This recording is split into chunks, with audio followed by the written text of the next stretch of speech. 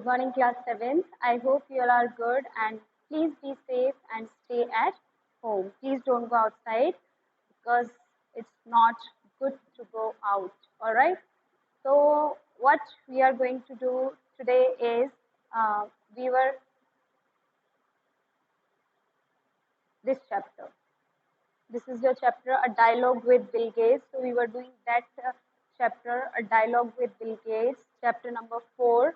And for that, you have to open page number 61 and 62 in your English textbook, English literature book. And this is your English literature book here, main course book, 7th and Roots and Wings. All right, so this is your book. We'll have to continue from the chapter 4 and page number 61. So come on, we'll do that. Yes, class. So we were here. We have completed this paragraph up to 82 billion. So what was in the chapter कि जो Bill gets थे उनको Padma Bhushan award मिला था because he was philanthropist मैंने आपको बताया था कि जो person who works for the welfare of others and specially by donations की जो डोनेट करते हैं, दान करते हैं, दूसरों के भले के लिए काम करते हैं, उन लोगों को फिलेंथ्रोपिस्ट कहा जाता है. ऑलराइट, तो वो एक जो बिल गेट्स हैं वो माइक्रोसॉफ्ट के को फाउंडर भी थे और उनकी जो वाइफ मेलिंडा गेट्स थी वो भी बहुत ज़्यादा बिलीव करती थी डोनेशन वगैरह देने में चैरिटी के लिए. ठीक है, तो जो उनकी फाउंडेशन थी, फाउंडेशन का नाम क्या था? Bill and Melinda Gates foundation. तो वो बहुत ही ज़्यादा एक्टिवली इन्वॉल्व है बहुत सारे गरीब लोगों की मदद करने में और उन्होंने काफ़ी पैसा इसमें खर्च किया है.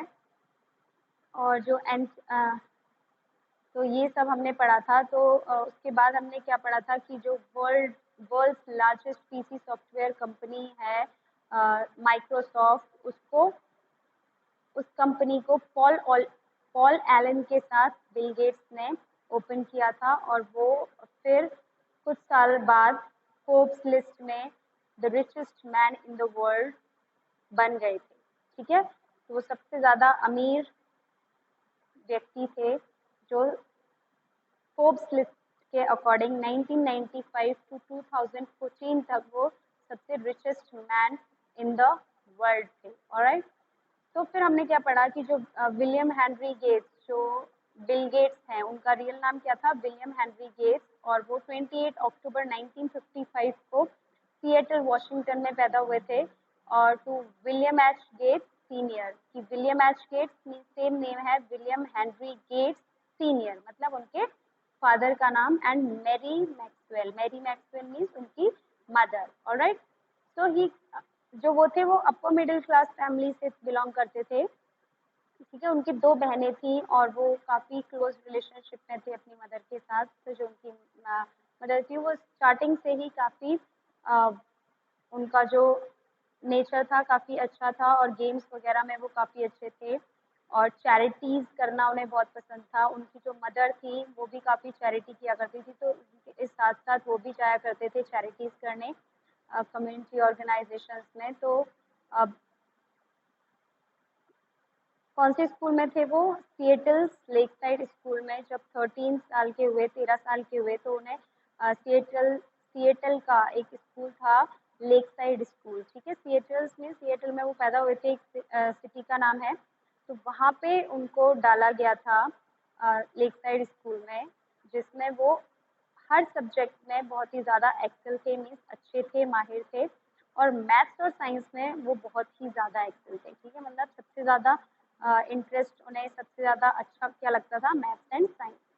ऑलराइट, तो ड्रामा और इंग्लिश में भी वो काफ़ी अच्छे थे. तो स्कूल पे उन्होंने तो ये कंप्यूटर कंपनी वगैरह ऑफर हुई थी और फिर उसके बाद उन्होंने बिल गेट्स अपने जो बेस्ट फ्रेंड जिनके साथ उन्होंने माइक्रोसॉफ्ट को फाउंड किया था, पॉल एलन, भी उसी स्कूल से पढ़े थे और फिर बाद में वो बहुत ज़्यादा अच्छे दोस्त हो गए थे. फिर उन्होंने हार्वर्ड यूनिवर्सिटी ज्वाइन की थी बिकॉज उनके पेरेंट्स चाहते थे कि वो लॉयर बने, लेकिन उनका इंटरेस्ट हमेशा कंप्यूटर्स में था, तो उन्होंने 1974 में ड्रॉप आउट कर दिया यूनिवर्सिटी से अपने पेरेंट्स के साथ डिस्कशन के बाद, और उन्होंने माइक्रोसॉफ्ट सेटअप किया 1976 में विद पॉल एलन, ठीक है, जो उनका फास्ट फ्रेंड था लेक साइड स्कूल में, और उनके साथ। तो जो कंपनी थी उसने 1978 तक $2.5 मिलियन गेन किया था, ग्रॉस किया था, पैसे कमाए थे, with Bill as the CEO. जो बिल थे उसके सीईओ थे और चेयरमैन कंपनी के थे, और उनकी जो वेल्थ थी वो $82 बिलियन थी।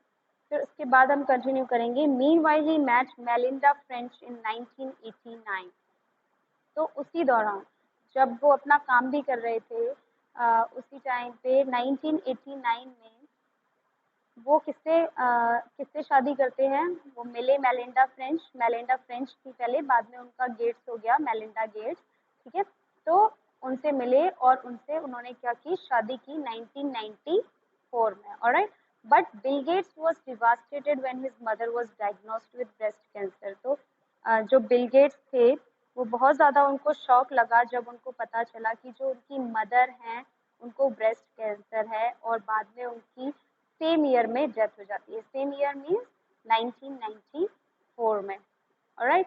So, but Bill Gates was devastated when his mother was diagnosed with breast cancer and died later the same year. Alright. Next is, with the help of his wife Melinda, Bill began to realize that he had an obligation to give more of his wealth to charity.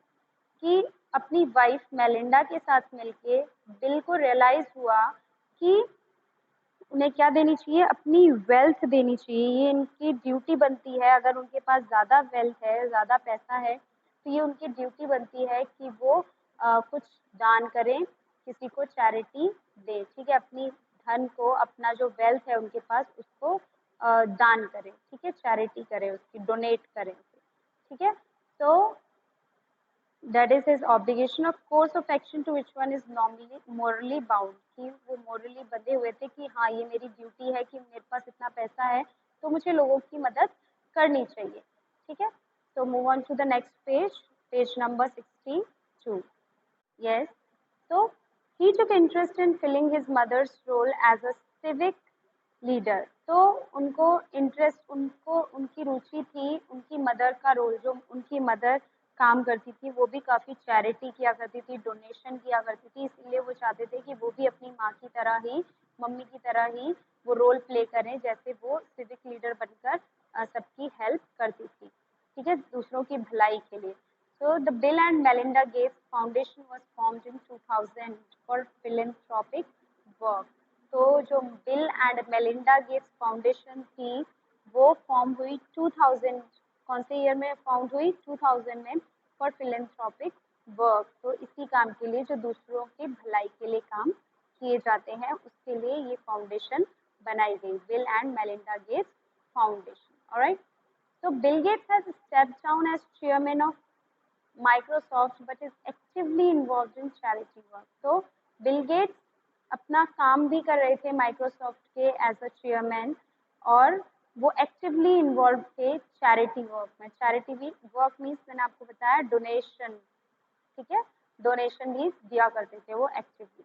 He keeps, मतलब ऐसा नहीं है कि वो सिर्फ एक बड़े businessman थे या वेल्दीएस्ट मैन थे, रिचेस्ट मैन थे, तो इसकी वजह से उनके पास टाइम नहीं था चैरिटी के लिए या फिर कुछ भी, ठीक है।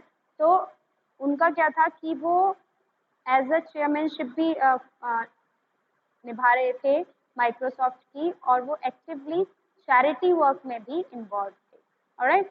तो he keeps visiting various parts of the world, और वो दुनिया के कई भागों में, पार्ट्स में जाते थे, इंक्लूडिंग इंडिया में भी आए थे in connection with this work. तो किस कनेक्शन से आए थे, इसी काम से आए थे। किस काम के लिए, जो bill and Melinda Gates foundation है, अपने चैरिटी और फिलेंथ्रोपिक वर्क के लिए, ठीक है।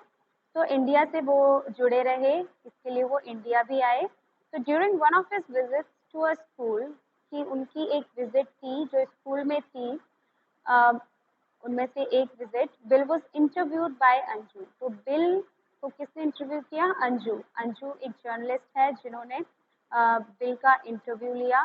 The editor of the school magazine, तो वो कौन थी, स्कूल मैगजीन की एडिटर थी, ठीक है। So here are some excerpts from the interview. तो यहाँ पे कुछ उसके चीज़ों को ऐड किया गया है इस जो इंटरव्यू उन्होंने लिया था, where in he speaks about his childhood, जहाँ पर उन्होंने अपने चाइल्डहुड के बारे में बात की, अपने काम के बारे में बात की, and his vision for the next 15 years, और आगे आने वाले 15 सालों के बारे में उन्होंने बताया। The ability to think and plan the future with wisdom, ठीक है, कि वो योग्यता जिससे हम सोचते हैं और प्लान करते हैं फ्यूचर के बारे में विद विजडम, ठीक है, दिमाग से जिसके लिए सोचते हैं, ठीक है, फॉर द नेक्स्ट 50 ईयर्स में वो क्या करने वाले थे। Alright, so note what is note given there is this is an imaginary interview but reflects the views of Bill Gates. ये एक इमेजिनरी इंटरव्यू है, लेकिन बिल गेट्स के बारे, इमेजिनरी मीन्स कि ऐसा रियल में नहीं हुआ है, ठीक है, ऐसा रियल में नहीं है, ये सिर्फ एक काल्पनिक इंटरव्यू है, लेकिन उनके बिल गेट्स के व्यूज के बारे में बताता है। तो व्हाट अंजू क्या कहती है, sir I welcome you to our school, we are so happy to have you here today. कि अंजू कहती है, सर आपका यहाँ पे हमारे स्कूल में स्वागत है और हम बहुत खुश हैं कि आज आप हमारे यहाँ आए। ऑलराइट, तो बिल गेट्स क्या कहते हैं, Bill Gates said thank you, I am glad to be with you all, कि मुझे बहुत खुशी हुई आप सबके साथ होके, and I appreciate the warm welcome that I received in the morning assembly, और मैं आपने जो मेरा स्वागत किया इतने अच्छे तरीके से, जो मॉर्निंग असेंबली में आपने मुझे रिसीव किया, तो उससे मैं बहुत ज़्यादा खुश हूँ। तो what Anju said, we all are thrilled to have you here, कि हम भी बहुत ज़्यादा खुश हैं आपको यहाँ पे पाके, and it was an expression of our love and respect for you. तो ये हमारा एक्सप्रेशन मीन्स हमारी अंदर की फीलिंग्स हैं, हमारा प्यार है अंदर का, और जो सम्मान है आपके लिए वो है जो आपने देखा, ठीक है, हमारे वेलकम में। Sir tell me as a child you must have also been fond of playing games like us, कि मुझे बताइए कि जब आप बच्चे थे as a child you must have also been fond of playing games like us, कि आप भी पक्का हमारी तरह गेम्स वगैरह खेलते होंगे, आपको भी बहुत ज़्यादा पसंद होगा खेलना, ठीक है, you have also been fond of playing games like us. तो what Bill Gates said, Bill Gates said, oh yes, I enjoyed playing board games, Risk being my favorite, and I was very good at playing Monopoly. So what is there? Board game. All right. What is board game? A game that involves the movement of certain objects around the board. कि एक game जो जिसमें move certain objects को, हम कुछ objects को हिलाते हैं, मतलब गोल गोल घुमाते हैं, ठीक है, तो वो बोर्ड गेम उनको पसंद था। और मोनोपोली वो भी एक टाइप का बोर्ड गेम है जिसमें प्लेयर इंगेज होता है फाइनेंशियल डीलिंग्स में, ठीक है, विद इमिटेशन मनी, ठीक है, जिसमें फाइनेंशियल डीलिंग्स होती हैं, तो जिसमें रिस्क ज़्यादा होता है, वो चीज़ें उन्हें बहुत ज़्यादा पसंद थी। So I was very good at playing Monopoly, तो उन्हें ये चीज़ें बहुत ज़्यादा अच्छी लगती थी जहाँ पे उन्होंने पैसा लगाया और फिर वो रिस्क लेते थे उन चीज़ों में, ठीक है। So move on to the next page. What is there? Anju said, oh, what activity kept you occupied whenever you found time? कि तो वो कौन सी चीज़ें थी जो आपको घेर के रखती थी जब भी आपको खाली टाइम मिलता था, ठीक है। तो what he said is, I was the voracious reader and I would spend hours reading reference books like encyclopedias. तो उन्होंने क्या बोला कि मैं एक वोरेशियस रीडर हूँ, वोरेशियस रीडर था। Voracious means having a strong desire for an activity, कि किसी चीज़ को मतलब रीडर थे तो वो उन्हें रीडिंग करना बहुत ज़्यादा पसंद था, तो कोई भी बुक मिलती थी तो वो पढ़ने लगते थे। And I would spend hours reading reference books, तो उन्हें बहुत सारी रेफरेंस बुक्स जो आती हैं जिससे कुछ नॉलेज मिलती है, जैसे कि इंसाइक्लोपीडिया होती है। Encyclopedia is a book giving information on many subjects and arranged alphabetically. जो encyclopedia होती है वो एक ऐसी बुक है जिसमें सारी इंफॉर्मेशन होती है बहुत सारे टॉपिक्स के बारे में, और वो अल्फ़ाबेटिकली जो भी टॉपिक्स और टर्म्स होते हैं वो सभी अल्फ़ाबेटिकली गिवन होते हैं उसमें, ठीक है। So that is called encyclopedia, a kind of book giving information on many subjects. All right. So what Anju said, okay, let me congratulate you for being conferred with the Padma Bhushan Award in 2015. So what? तो अंजू कहती है कि मैं आपको congratulate बधाई देना चाहती हूँ कि आपने पद्म भूषण अवार्ड 2015 में जीता, ठीक है, आपको दिया गया इंडिया द्वारा, ठीक है। सो बिल गेट्स कहते हैं ओ थैंक यू, कि धन्यवाद आपका। तो Anju what she said, when was the Bill and Melinda Gates foundation setup and what was the idea behind it, कि जो bill and Melinda Gates foundation थी वो कब सेटअप हुई थी और उसके पीछे का क्या आइडिया था, उसके पीछे क्या आइडिया था उसको सेटअप करने का, ठीक है। So what he said, what Bill Gates said is, the primary aims of the foundation are globally to enhance healthcare and reduce extreme poverty. तो जो मेन प्राइमरी एम्स उनके उद्देश्य थे फाउंडेशन के वो ये थे कि globally to enhance health care, कि किसको बढ़ाना, जो हेल्थ केयर है उसको बढ़ाना, एंड रिड्यूस एक्सट्रीम पावर्टी, और किसको कम करना, जो पावर्टी है, जो बहुत ज़्यादा गरीबी है जिन देशों में उसको कम करना, and in America to expand educational opportunities, और अमेरिका में एजुकेशनल अपॉर्चुनिटीज हैं उनको एक्सपेंड करना, उनको बढ़ावा देना, ठीक है, बढ़ाना उनको और ज़्यादा, ठीक है। And access to information technology, access to means जो इंफॉर्मेशन टेक्नोलॉजी तक सबको पहुंचाना, एक्सेस देना उनको, ठीक है। तो the foundation is based in Seattle Washington, और जो फाउंडेशन है वो रियल में कहाँ पे बेस्ड है, वॉशिंगटन, जहाँ पे वो पैदा हुए थे सिएटल में, वहीं पर उनकी वो फाउंडेशन है, कौन सी, the Bill and Melinda Gates foundation. Alright, so what's next is Anshu. Can you share the names of the trustees who control it? क्या आप हमें उन ट्रस्टीज के नाम बता सकते हैं जो उसे कंट्रोल करते हैं? तो उन्होंने क्या बताया, तो ट्रस्टीज क्या होते हैं, उस जो बोर्ड है, जो फाउंडेशन है उसके कुछ मेंबर्स होते हैं जो उनको अधिकार दे दिया जाता है, पावर दी जाती है, ठीक है, ट्रस्ट लीगली, ठीक है। तो वो ट्रस्टीज होते हैं मेंबर्स। ऑलराइट, तो can you share the names, तो क्या आप हमें उन ट्रस्टीज के नाम हमारे साथ साझा करना चाहेंगे जो उसे कंट्रोल करते हैं? तो बिल गेट्स कहते हैं sure, the 3 trustees are Melinda Gates, Warren Buffett and मी।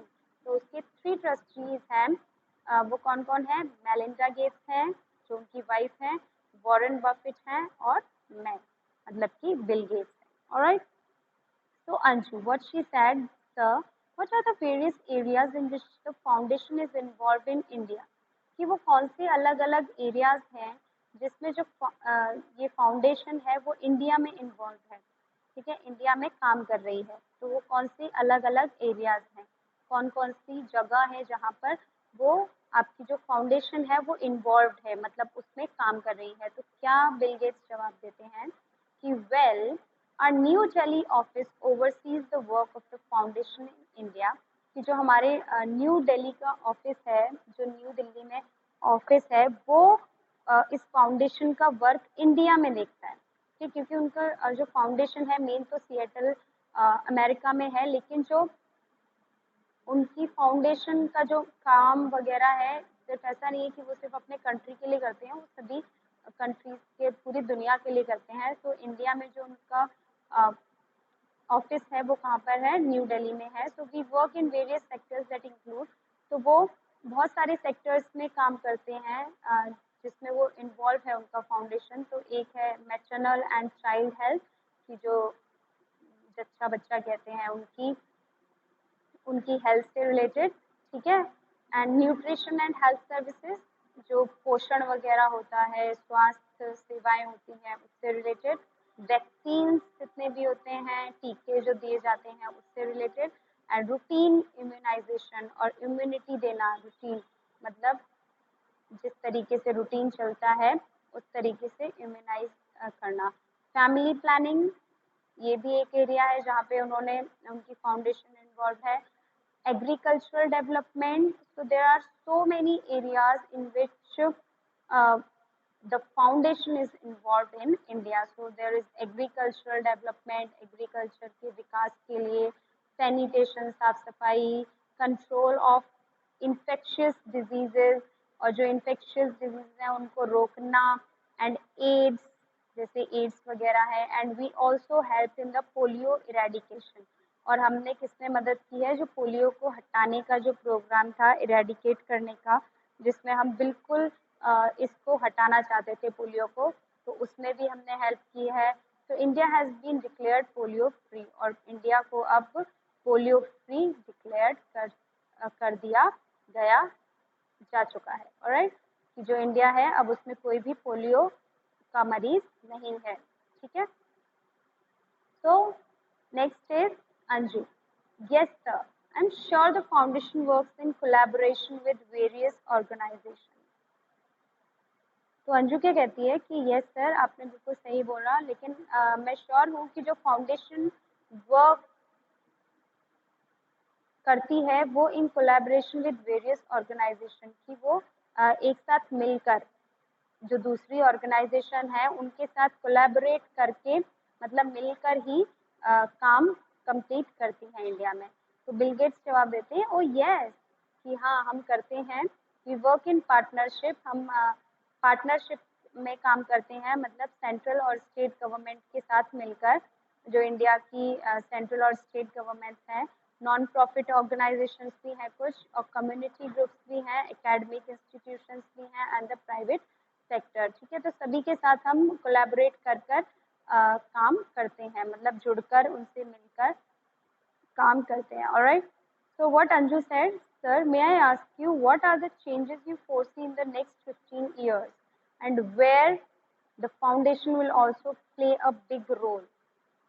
कि सर क्या मैं आपसे पूछ सकती हूँ कि आप क्या चेंजेस देखते हो आने वाले नेक्स्ट 15 इयर्स में, जो आगे आने वाले 15 साल हैं उनमें क्या चेंजेस देखते हो? The foundation will also play a big role, की जो आपकी फाउंडेशन है वो भी एक बड़ा रोल, अहम रोल प्ले करेगी। And to share your vision with us, तो क्या आप अपना विजन हमारे साथ शेयर करना चाहेंगे? विजन मैंने आपको बताया कि the ability to think and plan the future with wisdom, की आगे के बारे में सोचना और उसके बारे में प्लान करना, फ्यूचर के बारे में। ठीक है, तो do share your vision with अस, क्या आप हमारे साथ अपना विजन शेयर करना चाहेंगे? तो Bill Gates you have asked an important question, कि आपने एक बहुत ही इम्पोर्टेंट क्वेश्चन पूछा है। The Bill and Melinda Gates foundation, की जो बिल और मेलिंडा गेट्स फाउंडेशन है, टर्न 15 इन 2015, तो वो कितने साल की हो गई? 15। कौन? जो bill and Melinda Gates foundation है वो लगभग उसे 15 साल हो गए।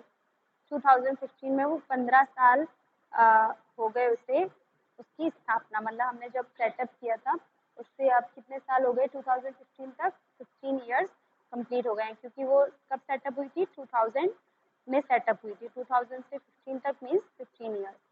तो we are involve in philanthropic efforts, तो हम इन सभी कामों में एफर्ट्स में लगे पड़े हैं, हार्डवर्क हम कर रहे हैं पूरा, जो भी लोगों की भलाई के लिए काम है वो सभी हम कर रहे हैं। And the life of the poor will change dramatically in the next 15 years, कि जो पुअर हैं, गरीब हैं, उनकी लाइफ अचानक से मतलब उनकी लाइफ चेंज हो सकती है in the next 15 years, and the goals we adopt are specifically in the, और जो goals जो हमने उद्देश्य लिए हैं वो in the हेल्थ, जो मेन हमारे, मैंने आपको एरियाज बताए उनके मेन कौन कौन से सेक्टर्स हैं जो जिसमें वो उनकी जो Melinda and Bill Gates foundation है वो इन्वॉल्व है, तो वो हेल्थ में है, फार्मिंग है, एजुकेशन एंड फाइनेंशियल सेक्टर्स में है।